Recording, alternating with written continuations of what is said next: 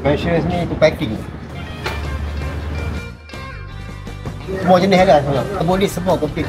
Tak ada buah satu yang kena tak.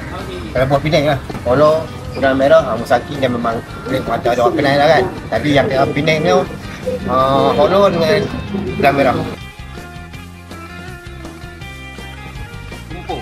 Susu atas ni sekarang dekat setiap atas ni. Pukul 1 semayang asyik. Penuh dah mau jalan sikit ni. Jalan untuk semayang asyik, mampu dia lah. Oh ni banyak. Dan ni bawah dia balik. Ini bunga hitam ni. Ini di sebelah.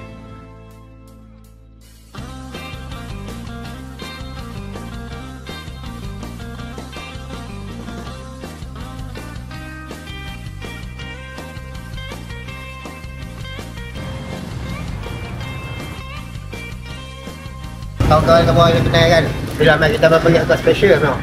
Kalau dagu campur hitam, duduk saya dekat 30 dan RM50 pun dia bagi. Buah besar. B kita bagi 40 je. Dagu usang kek pun RM50 kalau nak dapat sekilo. Kita bagi RM50 sekilo. Mai ramai-ramai tak apa. Buka hari. Raya pun buka bawah ni. 11 pagi, 11 malam.